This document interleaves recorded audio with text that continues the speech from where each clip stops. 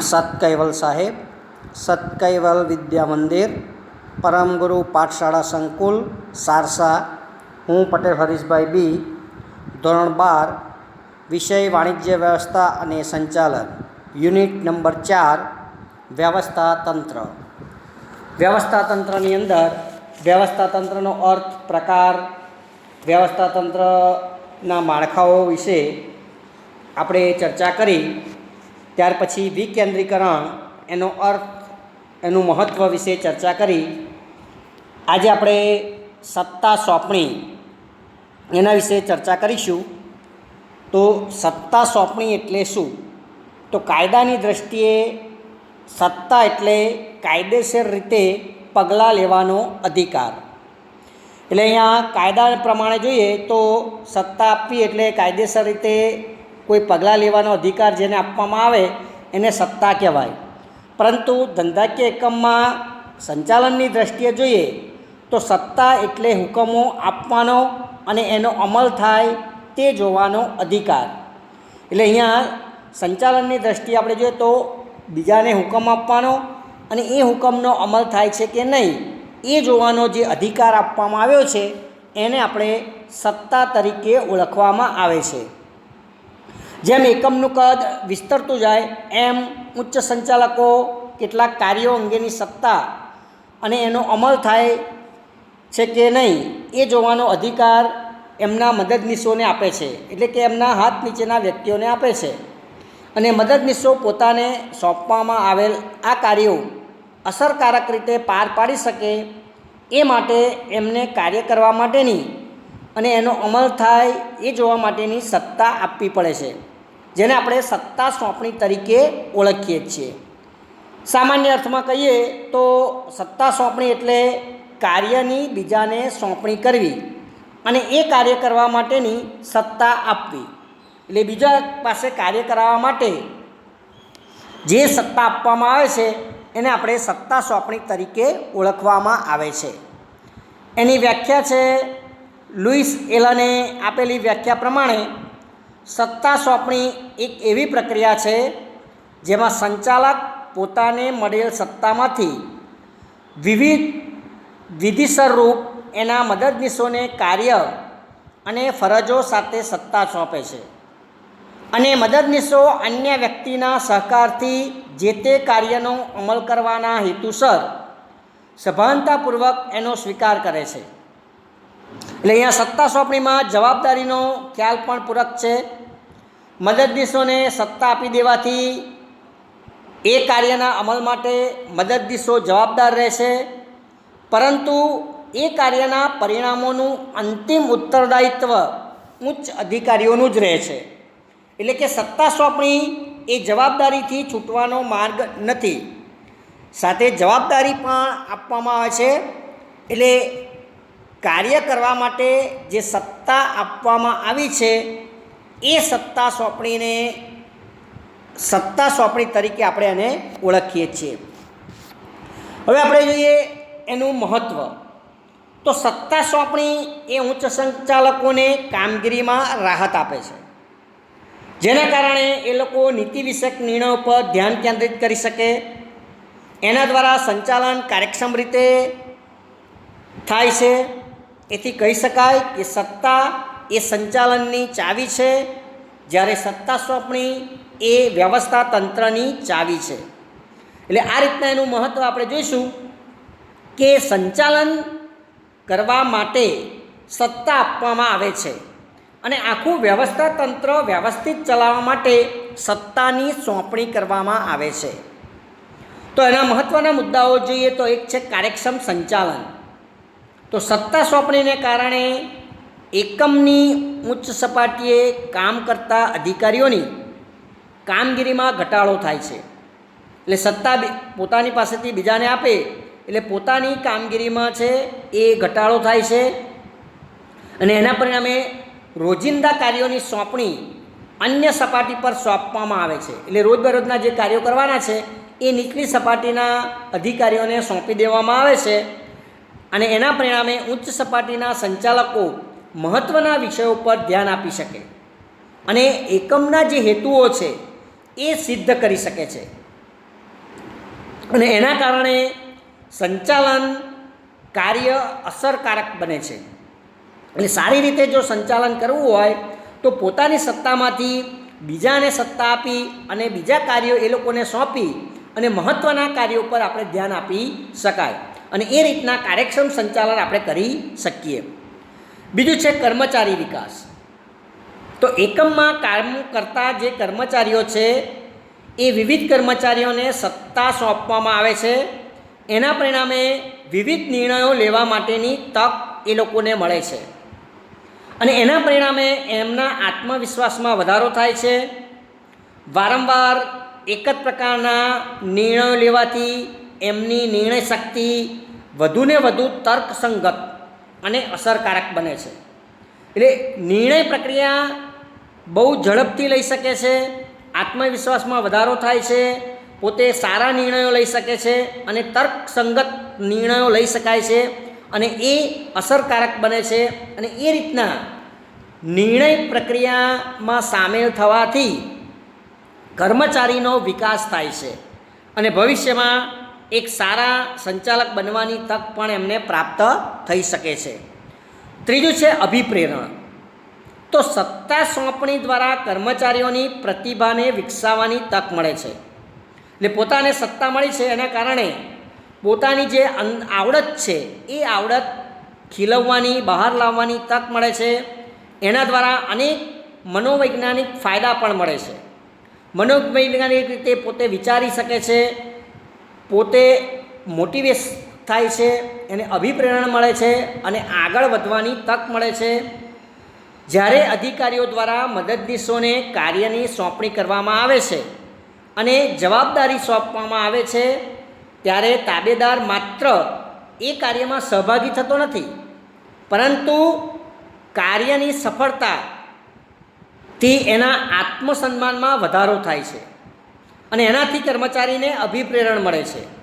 એટલે સત્તા આપી દીધી અને જવાબદારી આપી દીધી એટલે એ માત્ર કાર્ય કરે છે એટલું જ નહીં, પણ જ્યારે કાર્ય પૂર્ણ થશે, એમાં એને સફળતા મળશે ત્યારે એના આત્મવિશ્વાસમાં વધારો થશે, આત્મસન્માનમાં વધારો થશે અને એને એવું લાગશે કે ભાઈ મેં આ નિર્ણય લીધો, મેં આ કાર્ય કર્યું અને એમાં સફળતા મળી.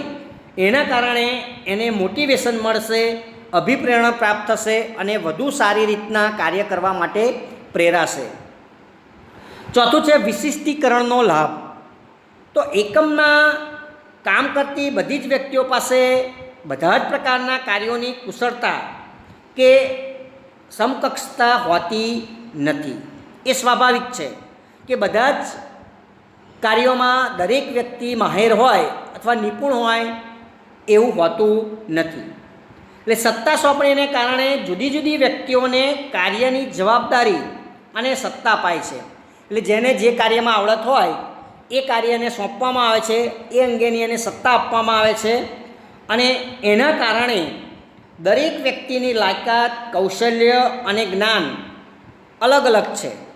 એટલે અલગ અલગ કાર્ય એ પ્રમાણે એને આપવામાં આવ્યું હોય તો એ કાર્ય વધુ સારી રીતના કરી શકે છે. એ કાર્ય અંગેની એને સત્તા આપી હોય એટલે એ કાર્ય સારી રીતના કરી શકે છે, અસરકારક રીતે કરી શકે છે અને આ રીતના વિશિષ્ટીકરણનો લાભ મળે છે.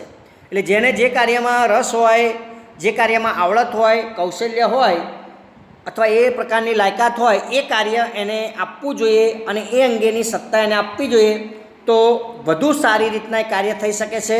એટલે આ રીતના અલગ અલગ વ્યક્તિઓ અલગ અલગ કૌશલ્ય, અલગ અલગ લાયકાત ધરાવતી હોય એ પ્રમાણે એ કાર્યને આપવામાં આવે તો એ કાર્ય વધારે સારી રીતના થઈ શકે અને વિશિષ્ટીકરણનો આપણને લાભ મળે છે. પાંચમું છે સંકલન. તો સત્તા સોંપણીને કારણે મદદનીશ અને ઉપરી અધિકારી જેવા જે સંબંધો છે એ સ્થપાય છે. એટલે મદદનીશ અને ઉપરી અધિકારી એવા સંબંધોને કારણે તળ સપાટીના કર્મચારીઓને પોતાના કાર્યનો નિર્ણય લેવાની સ્વતંત્રતા મળે છે. એટલે જે નીચેના કર્મચારીઓ છે એ પોતાના રોજબરોજના જે કાર્યો કરવાના છે એ કાર્યો કરવા માટે એને સત્તા આપવામાં આવી છે, સ્વતંત્રતા આપવામાં આવી છે અને એના સૂચનો અને સફળતાની નોંધ લેવાય છે. એટલે જે કાર્ય કરે છે એ કાર્યમાં સફળ થાય તો એની નોંધ લેવાય એની જે કંઈ સૂચનો હોય એ અંગેના એ સૂચનો એ પોતે કરી શકે છે અને એના અભિપ્રાયોને ચોક્કસ સ્થાન મળે છે. એ જે કંઈ અભિપ્રાય આપે છે એને સંચાલનમાં સ્થાન આપવામાં આવે છે અને નિર્ણય પ્રક્રિયામાં પણ એને સ્થાન આપવામાં આવે છે. એથી એકમની અંદર આંતરમાળખાકીય સંબંધો વિકસે છે. એટલે અધિકારીઓ અથવા તો ઉચ્ચ સંચાલકો જે છે એ સંચાલકો, અધિકારીઓ અને જે કામદારો છે એ કામદારો વચ્ચેના સંબંધો સુદૃઢ બને છે, આંતરમાળખાકીયના સંબંધોનો વિકાસ થાય છે અને એના કારણે એકબીજા સાથેનું જે સંકલનનું કાર્ય છે એ અસરકારક રીતે થઈ શકતું હોય છે. તો આ રીતના સત્તા સોંપવાથી એકબીજા સાથેના સંબંધો છે એ વધુ સુદૃઢ બને છે અને અસરકારક રીતે કામ થઈ શકે છે. છઠ્ઠું છે વિસ્તરણની તક. તો સત્તા સોંપણી દ્વારા એકમના કેટલાક કાર્યો મદદનીશોને સોંપી અને સંચાલકો ધંધાકીય એકમના વિસ્તરણનો વિચાર કરી શકે છે. એટલે કે રોજબરોજના કાર્યો અથવા તો બીજા જે નિર્ણયો છે એ નિર્ણયો લેવાની સત્તા નીચેના અધિકારીઓને આપી દે છે. એટલે ઉચ્ચ સંચાલકો માત્ર નીતિ વિષયક નિર્ણયો લે છે અને પોતાના એકમનો વિસ્તરણ કરવું હોય અથવા તો આગળ નવા પ્લાન્ટ નાખવા હોય કે નવી કંપની ઊભી કરવી હોય કે બીજું કંઈ રોકાણ કરવું હોય અથવા તો વિસ્તરણ કરવું હોય તો એ અંગેનો વિચાર કરી શકે છે, એ અંગેના નિર્ણયો લઈ શકે છે અને એના દ્વારા એકમનો વિસ્તાર વધારી અને જે કંઈ હેતુઓ છે એ આપણે સિદ્ધ કરી શકાય છે. તો આ રીતના સત્તા સોંપણીથી વિસ્તરણની તક પણ આપણને પ્રાપ્ત થતી હોય છે. તો આ રીતના સત્તા સોંપણીનું જે મહત્ત્વ છે એ જુદા જુદા 6 મુદ્દાઓની અંદર જોઈ શકીએ. એક તો કાર્યક્ષમ સંચાલન થઈ શકે, કર્મચારીઓનો વિકાસ થઈ શકે, કર્મચારીઓને અભિપ્રેરણા પ્રાપ્ત થાય, એકમને વિશિષ્ટીકરણનો લાભ પ્રાપ્ત થાય છે, વિભાગની અંદર અથવા તો એકમની અંદર અધિકારીઓ અને કર્મચારીઓ વચ્ચે સંકલન સાધી શકાય અને એકમના વિસ્તરણની તક આપણને પ્રાપ્ત થતી હોય છે.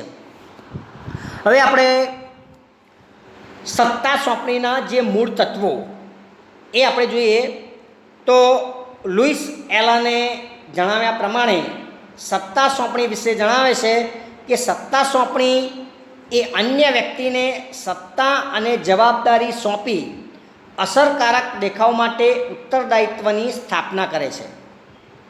એટલે એમના જણાવ્યા પ્રમાણે સત્તા સોંપણીમાં 3 તત્વો મહત્ત્વના છે. એક તો જવાબદારીની સોંપણી, બીજી સત્તાની સોંપણી અને 3 ઉત્તરદાયિત્વનું સર્જન. આ 3 બાબતો સત્તા સોંપણીના મહત્ત્વના છે: જવાબદારી, સત્તા અને ઉત્તરદાયિત્વ. તો જવાબદારીની અહીંયા જોઈએ તો જવાબદારી, સત્તા સોંપણી અને ઉત્તરદાયિત્વ ત્રણેય પાયાનું મહત્ત્વ એક સરખું છે.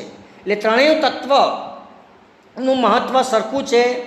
ત્રણેય તત્વો સ્વતંત્ર હોવા છતાં પરસ્પર જોડાયેલા છે, જેના સમતોલનથી જ કાર્યક્ષમ વ્યવસ્થા તંત્રનું માળખું રચી શકાય. એટલે જવાબદારી, સત્તા અને ઉત્તરદાયિત્વ ત્રણેયનું મહત્ત્વ એક સરખું જ છે. ત્રણેય એક સરખા જ હોવા જોઈએ. જેમ ત્રિપાઈના 3 પાયા સરખા હોય તો જ ત્રિપાઈ ટકી શકે, એમ સત્તા સોંપણીની અંદર જવાબદારી, સત્તા અને ઉત્તરદાયિત્વ ત્રણેય તત્વો એક સરખા હોવા જોઈએ. એક વધારે અથવા એક ઓછું હોય તો જે વ્યવસ્થા તંત્રનું માળખું છે એ સમતોલ રહી શકતું નથી. એટલે ત્રણેયનું મહત્ત્વ એક સરખું છે. ત્રણેયના મહત્ત્વના મુદ્દા આપણે જોઈએ તો પહેલું છે જવાબદારીની સોંપણી. તો જવાબદારી એ ઉપરી અધિકારી દ્વારા જે તે કાર્ય માટે વહેંચવામાં આવેલ ફરજ છે. એટલે કોઈ ચોક્કસ કાર્યની પૂર્ણતા માટે કાર્ય સોંપણીનો આવશ્યક ભાગ હોય છે તે જવાબદારી છે. જે કાર્ય કરવા માટે એક આવશ્યક જે ભાગ છે એને જવાબદારી કહેવાય છે.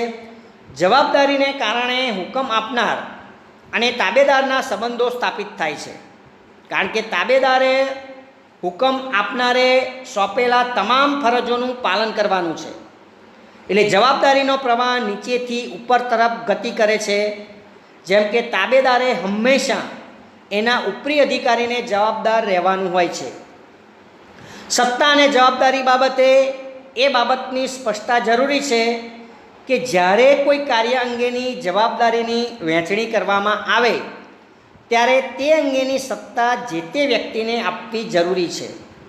એટલે જ્યારે આપણે જે કાર્ય આપતા હોય એ કાર્યની સત્તા આપવામાં આવે ત્યારે એને જવાબદારી પણ આપવામાં આવે છે. એટલે જવાબદારી આપીએ ત્યારે એને સત્તા પણ આપવામાં આવે છે. એટલે સત્તા મુજબની જવાબદારી આપવાના ખ્યાલની હિમાયત કરવામાં આવે છે. એટલે જેટલી સત્તા હોય એટલી જ જવાબદારી આપવી. જો જવાબદારીના પ્રમાણમાં સત્તા વધુ પડતી હશે તો એનો દુરુપયોગ થશે, અને એનાથી ઉલટું કે જવાબદારીના પ્રમાણમાં જો સત્તા ઓછી હશે તો અસરકારક રીતે કામ થઈ શકશે નહીં. એટલે સત્તા અને જવાબદારીના સમતોલન દ્વારા જ કાર્યક્ષમ વ્યવસ્થા તંત્રની રચના થઈ શકે છે. એટલે એ પ્રમાણે બંને સરખું હોવું જોઈએ. ત્રીજું છે સત્તાની સોંપણી. એટલે બીજું છે સત્તાની સોંપણી. તો સત્તા એક એવો અધિકાર છે જે આગળ આપણે જોયું કે સત્તા એ હુકમ આપવાનો અને અમલ થાય એ જોવાનો એક અધિકાર છે. એના દ્વારા અન્ય પાસેથી કામ લઈ શકાય છે. એટલે સંચાલકો તરફથી મદદનીશોને જે કાર્ય સોંપવાનું હોય એને સારી રીતે પાર પાડવા માટે એને જરૂરી સત્તાની સોંપણી કરવી જોઈએ.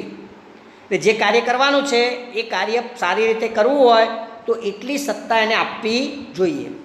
સત્તા સોંપણી એ ઉચ્ચ સપાટીથી નીચેની સપાટી તરફ જાય છે, જેમાં સામાન્ય રીતે નિર્ણયો લેવાની, હુકમો આપવાની સત્તા આપવામાં આવે છે. સત્તા સોંપણી વિવિધ બાબતો માટે હોઈ શકે, જેમ કે માર્કેટિંગ મેનેજર હોય તો એના વિભાગ માટે જરૂરી ખર્ચ કરવાની સત્તા એને આપવામાં આવે. કર્મચારીઓની નિમણૂકની સત્તા આપવામાં આવે. શિક્ષાત્મક પગલાં લેવાની સત્તા આપવામાં આવે. તો આ રીતના જે કાર્ય હોય, જે વિભાગ હોય, જે પ્રમાણે હોદ્દો હોય એ પ્રમાણે એને સત્તા આપવી જોઈએ. અને એ પ્રમાણે સત્તા આપવામાં આવે તો એ કામ એ પોતે સારી રીતના કરી શકે છે. ત્રીજું છે ઉત્તરદાયિત્વનું સર્જન. તો તાબેદાર દ્વારા થયેલું કાર્યનો ઉત્તર આપવા એના તર્કનો ઉપરી અધિકાર જવાબદાર છે. એને ઉત્તરદાયિત્વ કહે છે. એટલે જે કાર્ય જેણે કરવાનું છે એ કાર્ય માટેનો જવાબદાર કોણ છે? તો એનો ઉપરી અધિકારી છે. એટલે સત્તા સોંપણી દ્વારા તાબેદારને નિઃશંકપણે એના ઉપરી અધિકારી દ્વારા સોંપવામાં આવેલ કાર્ય માટે સત્તા અને જવાબદારી આપે છે. એમ છતાં જે તે કાર્યના આખરી પરિણામ માટે ઉપરી અધિકારીનું જ ઉત્તરદાયિત્વ રહે છે. એટલે જવાબદારી અને સત્તાની સોંપણી કર્યા પછી સત્તા સોંપનારે પોતાના મદદનીશોને એમને સોંપેલા કાર્યો વ્યવસ્થિત રીતે કરે છે કે નહીં એ જોવું જોઈએ એણે. એટલે સત્તા અને જવાબદારી આપી દીધી એટલે કામ પૂરું થઈ જતું નથી, પણ એ કાર્ય વ્યવસ્થિત કરે છે કે નહીં એ એને જોવું જોઈએ. તાબેદારને સોંપવામાં આવેલ કામના પરિણામ બાબતે ઉપરી અધિકારી પોતાના ઉત્તરદાયિત્વમાંથી મુક્ત થઈ શકે નહીં. એટલે જે કામ જેણે કરવાનું છે એ તો જવાબદાર છે જ, પણ એનો ઉપરી અધિકારી પણ એ કામ માટે જવાબદાર છે. એટલે ઉત્તરદાયિત્વ નીચેથી ઉપરની સપાટી તરફ જાય છે. ઉત્તરદાયિત્વની સોંપણી થઈ શકતી નથી, એ આપોઆપ ઉદ્ભવે છે. એટલે દાખલા તરીકે હિસાબ અધિકારી દ્વારા હિસાબો લખવાના કાર્યની જવાબદારી એકાઉન્ટન્ટને સોંપવામાં આવે છે, પરંતુ હિસાબો સાચા છે કે નહીં તે ચકાસવાનું અથવા એમાં રહી ગયેલ ભૂલ કે ગોટાળો શોધવાનું જવાબદારી એ હિસાબી અધિકારીની છે.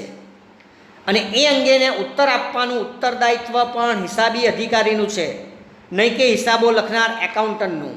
એટલે આ રીતના એકાઉન્ટન્ટ હિસાબો લખે છે અથવા તો ક્લાર્ક કે એ હિસાબો લખે છે, પણ એ હિસાબો ચેક કરવાની જવાબદારી એ ઉપરી અધિકારીની છે. એકાઉન્ટન્ટ અથવા તો એના જે ઉપરી હિસાબી અધિકારી છે એની છે.